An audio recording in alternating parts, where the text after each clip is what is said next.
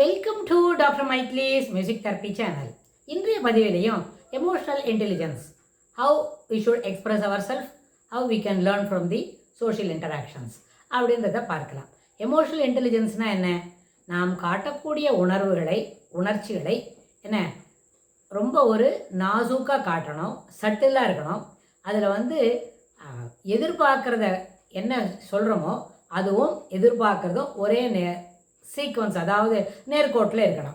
இப்போ நம்மள்கிட்ட நிறைய பழக்கம் இருக்குது, 9 விதமான குணாதிசயங்கள் இருக்குது. அப்புறம் சொன்னால் அடிக்கடி நம்ம சொல்கிறது எல்லாமே எமோஷன்னு சொன்னாலே அழறது மட்டும்தான்னு நினைப்போம்னு சில பதிவுகளுக்கு முன்னாடி பார்த்தோம். இல்லை, எமோஷ்னலாக இருக்கணும்னு சொன்னால் அதிகமான மகிழ்ச்சியும் அந்த எமோஷ்னல் கேட்டகரியில் தான் எடுத்துக்கணும். அதே மாதிரி envy, jealous, rage, fear, anger அதெல்லாமும் என்ன எமோஷ்னலில் தான் சேர்த்திக்க. ஆனால் சிலதெல்லாம் நெகட்டிவ் எமோஷன்ஸ், சிலதெல்லாம் ஏற்றுக்கொள்ளக்கூடியது. அது இல்லாமல் கோவப்படுறோம் என்ன சொன்னாலே அந்த இடத்துல நமக்கு என்ன அங்கே புரிதல் ரொம்பவும் குறைவாக இருக்குது அப்படின்னு அர்த்தம். அப்புறம் நம்ம நினைக்கிற மாதிரி தான் எல்லாரும் சொல்லணும்னு நினைக்கிறோம், அதுவும் சாத்தியம் இல்லை. சில சமயத்தில் நம்மளுக்கு ஏதோ ஒன்று எதிர்பார்க்குறோம், இன்னொன்று நடக்கணும்னு முயற்சி பண்ணுறோம். ஆனால் அது நடக்கலைன்னா அதற்கு உடனே என்ன பண்ணுறோம், குறை சொல்கிறோம். யாரும் நீ தான் ஒன்றால் தான் நடக்கலை, நீ நேரத்துக்கு வரல அப்படின்லாம் சொல்லி ஃபைண்டிங் ஃபால்ட் வித் அதர்ஸ். அதாவது அது ஒரு ஜஸ்டிஃபிகேஷனாக இருக்குது. இந்த ஜெலஸ் இருக்குதுன்னு சொல்லும்பொழுது தனக்கு ஜெலஸ் நாம் ரொம்ப பொறாமப்படுறோம் அப்படின்றத காட்டிக்காமல் அடுத்தவங்கள்ட்ட தவறாக பேசுகிறாங்கல்ல, அதை ஜஸ்டிஃபை பண்ணுறான். தனக்கும் தன்னுடைய உழைப்புக்கும் ரொம்ப டிஸ்டன்ஸ் இருக்குன்றத காட்டிக்காமல் அவனுக்கு மட்டும் எப்படி கிடைக்கிறது? Why he is only having this much facilities, how he is having this much privileges அப்படின்னு அந்த ப்ரிவிலேஜஸ் அவனுக்கு இருக்கு மட்டும் இருக்குன்னு சொன்னால் எவ்ரிபடி இஸ் வில் பீங் என்ன ஹேவிங் ப்ரிவிலேஜஸ் தான். ஆனால் அதுக்கு for that you are suppose to avoid என்ன பண்ணணும், அதுக்கு உழைக்கணும், you should work for it அப்படின்னா. சுவாமி கடவுள் என்ன பண்ணுவார், இந்த பிரபஞ்சத்தில் இருக்கிற எல்லா உயிரினங்களுக்கும் போதுமான அளவுக்கு ப்ரிவிலேஜஸ் கொடுப்பாரு. சிலவங்களுக்கு பால்யத்திலே வரும், சிலவங்களுக்கு மிடில் ஏஜில் வரும், சிலவங்களுக்கு லேட்டாக 72 வயசில் வரும் அப்படின்னு வைங்க. அவங்க எப்படி அந்த ப்ரிவிலேஜஸ்லாம் அனுபவிப்பாங்க? அவங்களுக்கு தான் நடக்கவே முடியல. அப்புறம் ப்ரிவிலேஜஸ் இருந்தால் என்ன பிரயோஜனம் அப்படின்னா, ஒன்றும் இல்லை, நடக்க முடியாட்டா கூட many people will come to their support and என்னெல்லாம் வேணுமோ அது எல்லாரும் வாங்கி கொடுத்து சரியாக இருந்து அவங்களுக்கு என்ன அமைதியாக அவங்களோட நேரத்தை செலவு பண்ணுறதுக்கு பயனுள்ளதாக ஆக்குவாங்க. ப்ரிவிலேஜஸ்ன்னு சொன்னால் எப்போவுமே அது ரூபா நோட்டால் என்ன பண்ண வேண்டாம், இன் not measure it. But privileges maybe comes under comforts அப்படி கூட இருக்கலாம். நல்ல ப்ரிவிலேஜ் தான். ஒரே ஒரு 200 சதுர அடிக்குள்ளே ஒருத்தர் இருக்கிறதுக்கு பழகிறதுக்கும் 1500 சதுர அடிக்குள்ளே இருக்கிறதுக்கு பழகிறதுக்கும் it is comes under privileges தானே. அதனால் நம்மளுக்கு சில வசதிகள் வாய்ப்புகள் கிடைக்கலன்னு சொன்னால் அடுத்தவங்களை குறை சொல்கிறத அந்த பழக்கமே that habit ought to be எஸ்சூர்டு.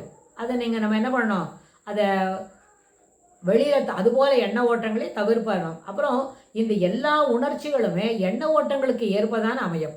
அப்புறம் சென்ற பதிவில் பார்த்தோம், அழுக்காறு அவா வெகுளி அப்படின்னு. அந்த வெகுளின்றது என்ன?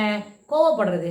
எப்போவுமே காரணம் இல்லாததுக்கெல்லாம் அவங்க சொல்கிறது 2 கான்வர்சேஷன் 2 பேருக்கு நடுவில் நடக்குது, இல்லை 3 இந்த கான்வர்சேஷன் 3 பேர் சேர்ந்து ஏதோ பேசிக்கிட்டு இருக்கிறாங்க அப்படின்னு சொன்னால் அதில் ஒருத்தர் ரொம்ப வெகுளின்னு வைங்களேன். வெகுளினா என்ன அர்த்தம்? காரணம் இல்லாததுக்கெல்லாம் கோவப்படுவார். அவர் சொல்லிகிட்டே வச்சு அவரோட பாயிண்ட்டு தான் சரின்னு ஒத்துக்கணும்னு சொல்லுவார். அது நான் என்ன சொல்லுவேன், அது சரியாக இருந்தால் நீ வாயை திறக்க வேண்டாம், எல்லாருமே ஒத்துணுடுவா. அது சரி இல்லைன்னு சொன்னால் எங்கேயோ ஒரு லூப் ஹோல்ஸ் இருக்குது, எங்கேயோ ஒரு என்ன பாயிண்டில் வீக்னஸ் இருக்குன்னா நோ ஒன் வில் அக்செப்ட். நீங்களே கூட அதை இப்படி ஒரு தப்பான ஒரு ஃபார்முலாவை சொல்லிவிட்டு அது அப்புறம் பின்னாடி சக்ஸஸ்ஃபுல்லாக வரலன்னா who is responsible for that? அப்போ will you take that responsible?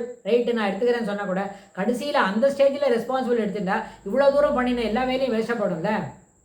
அதனால் சொல்லும்பொழுது திறமையானது நம்ம ஸ்கில்ஃபுல்லாக இருக்கணும். நம்ம சொல்லக்கூடிய ப்ராப்ளத்தோட சொல்யூஷன் அதில் ஆற்றலும் இருக்கணும், அதில் அறிவுபூர்வமான அப்ரோச்சும் இருக்கணும். அப்போ தான் அது ஏற்றுக்கொள்ளப்படும். அப்படி 3 பேர் பேசிட்டு ஒருத்தர் தவறாக சொல்கிறாரு, அதை எடுத்துக்கலன்னு சொன்னால் உடனே அங்கே கோவப்படுறது. உடனே என்ன பண்ணுவாங்க, அந்த இடத்த விட்டு படார்னு எழுந்து வெளியில் போவாங்க. அந்த குரூப்பில் உட்காந்துருக்கிற அந்த மரியாதையே எகிரி போயிடும். இல்லை, எரி போயிடுமா? பேசிகிட்டே இருந்துச்சு, அவங்க விட்டு தபால்னு போவாங்களா? ஒரு சின்ன குழந்தை சாப்பிட்டுட்டு இருக்கோம், சீக்கிரம் இதோ சாப்பிட்டுட்டு இருக்கேன் தாத்தா, வெயிட் பண்ணுங்கள், 2 மினிட்ஸ் இருங்க, 5 மினிட்ஸ் இருங்க, வந்துடுறேன் அப்படின்னு சொன்னால் அந்த 5 மினிட்ஸ்க்குள்ளே அப்படியே நீ பாட்டுக்கு விடு, நான் போகிறேன்னு சொல்லிட்டு தாப்பாடு தோட்ட தூக்கி ஓடுவாங்க. அதெல்லாம் எப்படி இருக்கும்? வெகுளிதான். அந்த சின்ன குழந்தைண்ட போய் அது நேரத்துக்கு சாப்பிட்றதுக்குள்ளே பரபரத்துறாங்க.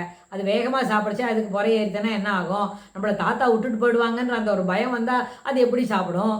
இதெல்லாம் நிறைய விஷயங்கள் இருக்குது அதில்.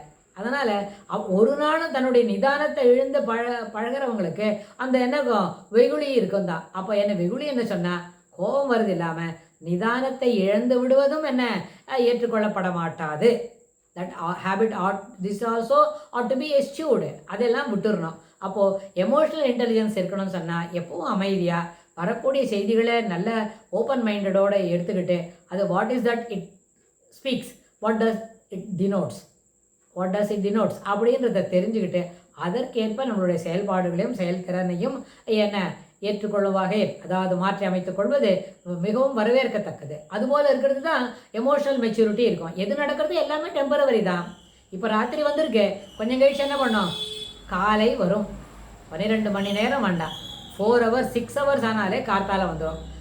சூரியன் உதிச்சதுன்னு சொன்னாலே நிச்சயமாக என்ன பண்ணுவோம்? நண்பகல் வரும். நண்பகல் வந்தால் மாலை வரும். மாலை வந்தால் என்ன சந்தி காலம் சாயங்காலம் வரும். சாயங்காலம் வந்தால் நிச்சயமாக இரவு வரும். 6 பொழுதும் ஒரு நாளும் நடக்கும். அப்படின்றத இட் இஸ் என்ன சைக்கிள், டெம்பரரி. காலம் என்பது கழல் போல் சோர்ந்து கீழது மேலாய் மேலது கீழாய் அப்படின்னு வந்துக்கிட்டு தான் இருக்கும். அதனால் எமோஷனல் இன்டெலிஜென்ஸ்ன்றது எப்பொழுதும் மனதில் அமைதியை காத்து கொள்வதற்கு முயற்சி செய்ய வேண்டும் அப்படின்னு சொல்லி இந்த பதிவை நம்ம நிறைவு செய்கிறோம். இதுக்கு தொடர்புடைய செய்திகளை வரப்போகிற பகுதிகளெல்லாம் பார்க்கலாம். தேங்க்ஸ் ஃபார் வாட்சிங்.